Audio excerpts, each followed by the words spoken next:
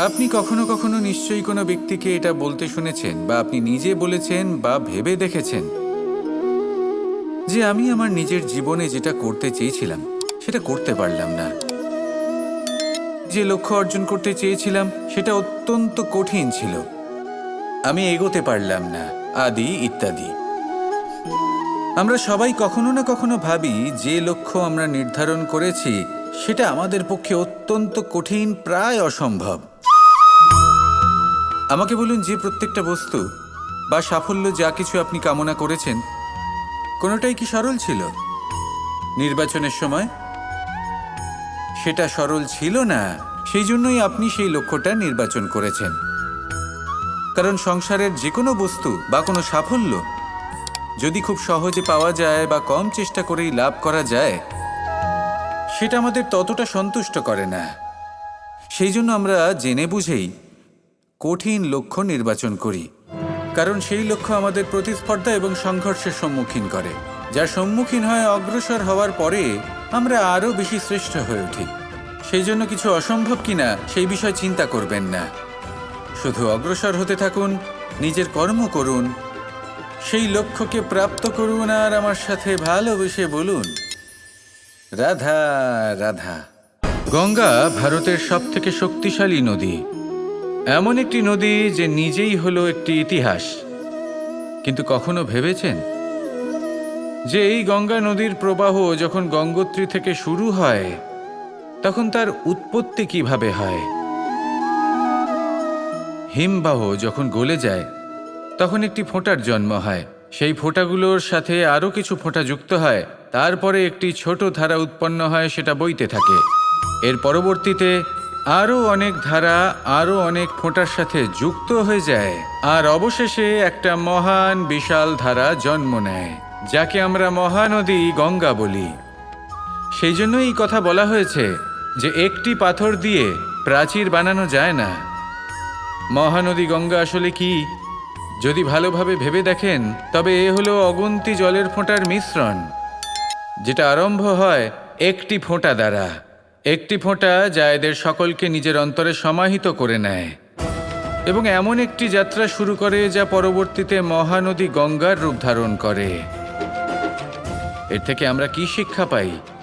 এটাই যে জীবনে শুধুমাত্র পরিশ্রম এবং সমস্যার সম্মুখীন হওয়াটাই পর্যাপ্ত নয়, সেটা তো সকলকেই করতে হয়। প্রয়োজন হলো সারল্য। সারল্য দ্বারা সবাইকে নিজের অন্তরে সমাহিত করে নিতে হবে, তাদের সাথে চলতে হবে, অনেককে এক করে তুলতে হবে। এই প্রবৃত্তি যদি আপনি নিজের অন্তরে জাগ্রত করেন তাহলে আপনিও গঙ্গার মতো মহান হয়ে উঠবেন। আসুন আমার সাথে ভালোবেসে বলুন, রাধা রাধা। পরম শক্তি প্রকৃতি, এ হলো এই সংসারে সব থেকে বেশি শক্তিশালী। এই প্রকৃতির সামনে কারোর কোনো অস্তিত্ব নেই। এই প্রকৃতি আমাদের জীবনযাপনের জন্য অসংখ্য সম্পদ প্রদান করেছেন, আর তার সাথে এই বিষয়টার দিকেও বিশেষ যত্নবান হয়েছেন যে আমরা যেন এর মোহজালে ফেঁসে না যাই। যেমন পেট ভরানোর জন্য চাল ডাল প্রদান করেছেন, তার সাথেই সেই চাল ডালের মধ্যে কীটের উপস্থিতি রেখেছেন, যাতে সেই চাল ডাল সময়ের সাথে সাথে খারাপ হয়ে যায়। উচিত সময় যদি গ্রহণ না করেন তাহলে সমস্ত সবজি নষ্ট হয়ে যাবে। যেমন আমাদের এই মনুষ্য শরীর, তা সে যতই সুন্দর হোক না কেন, মৃত্যুর পরে এই শরীরে পচন ধরে, যাতে এই শরীর থেকে দুর্গন্ধ বেরোয়। এমনটা প্রকৃতি কেন করেছে? যাতে আমরা যত শীঘ্র সম্ভব সেই দেহের অন্ত্যেষ্টিক্রিয়া করতে পারি, তাকে বিদায় জানাতে পারি, আর তাকে পঞ্চমহাভূতে বিলীন হতে দিতে পারি। প্রকৃতি যেটা করছে সেটা অনুচিত নয়। প্রকৃতি এই কারণে এমন করে যাতে আমরা কর্মবন্ধনে আবদ্ধ থাকি, মোহর বন্ধনে নয়। যেমন ধরুন এই শস্য, ধরুন আপনি চেষ্টা করছেন এই শস্য পেতে এবং আপনার জীবনে সেই শস্য আপনি লাভ করছেন অত্যাধিক মাত্রায়, তাহলে তা ভোগ করুন, আর বাকি শস্যটা সবার মধ্যে ভাগ করে দিন, যাতে অন্যেরও পেট ভরে তাতে। যদি আপনি সাফল্য লাভ করেন, শ্রেষ্ঠ কর্ম করেন, শ্রেষ্ঠ ব্যক্তি হয়ে ওঠেন, তাহলে কখনো অহংকার করবেন না, অহংকারী হয়ে উঠবেন না। সেই সাফল্য, সেই শ্রেষ্ঠত্বর সদ্ব্যবহার করুন অন্য কারোর জীবন প্রকাশময় করার জন্য। তবেই আপনার সেই সাফল্য, আপনার শ্রেষ্ঠত্ব জীবনে আরো ঊর্ধ্বমুখী হবে। সবার শেষে আমরা সবাই পঞ্চমহাভূতে বিলীন হয়ে যেতে চলেছি। উচিতভাবে এই জীবনের সদ্ব্যবহার করুন, কর্মের সাথে জড়িত থাকুন, এই প্রকৃতির পথপ্রদর্শন মানতে থাকুন, আর আমার সাথে ভালোবেসে বলুন, রাধা রাধা। আপনি কখনো পলাশ ফুল দেখেছেন? কি সুন্দর দেখতে, লাল রক্তবর্ণ, উজ্জ্বল, কিন্তু এতে কোনো সুগন্ধ নেই। সেই জন্য ওকে শুধু চোখ ভরে দেখতে ইচ্ছে করে। দেখবেন তাকে কিন্তু পুজোতে ব্যবহার করা হয় না, এই ফুল দিয়ে মালা বানানো হয় না। সেরকমই আমাদের জীবনেও এমন অনেক ব্যক্তি রয়েছেন যাদেরকে সম্মান অর্জন করতে হয়। যদি আপনি কোনো উচ্চ বংশে জন্ম নিয়ে থাকেন এবং আপনার কাছে সব কিছু থাকে, ধন ঐশ্বর্য থাকে, সব কিছু আপনি আগে থেকেই পেয়ে গেছেন, তাও কিন্তু এই সংসার আপনাকে সম্মান দেবে না।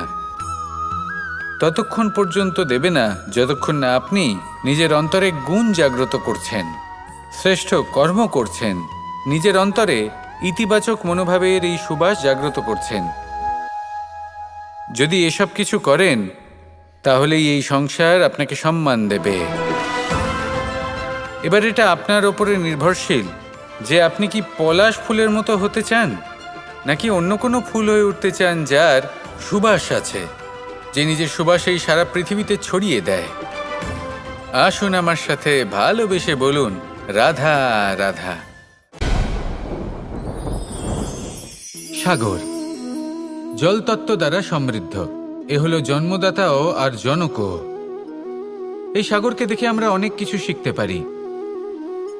এই সাগরকে বাইরে থেকে দেখলে মনে হবে এর ঢেউ কোলাহল সৃষ্টি করছে, কিন্তু যদি আপনি আস্তে আস্তে কিছুটা গভীরে যান তাহলে দেখবেন ঢেউগুলি শান্ত হয়ে গেছে। সেই একই সাগর তীরের কাছে অন্যরকম, গভীরে অন্যরকম। এবার সাগরের মাঝে এসে দাঁড়ান আর অনুমান করতে চেষ্টা করুন যে এটা কতটা গভীর। তাহলে দেখবেন এই কাজ অসম্ভব। আপনি সত্য কখনোই জানতে পারবেন না যতক্ষণ না সেই সাগরের তলদেশে পৌঁছচ্ছেন। এবার এই সাগরের মতোই হয় মানুষ। মানুষকে আপনি দূর থেকে বুঝতে পারবেন না, আপনাকে কাছে যেতেই হবে। একই দিনে আপনি পূর্ণরূপে কোনো মানুষকে জানতে পারবেন না, তার সাথে সময় কাটাতে হবে। প্রত্যেক মানুষ হলো আলাদা, ঠিক সাগরের মতো, যার নিজের আকার আছে, নিজস্বতা রয়েছে, গভীরতাও আছে। সেটা বোঝার সময় দিন, নয়তো কখনো কোনো মানুষকে বুঝতেই পারবেন না। আসুন আমার সাথে ভালোবেসে বলুন, রাধা রাধা।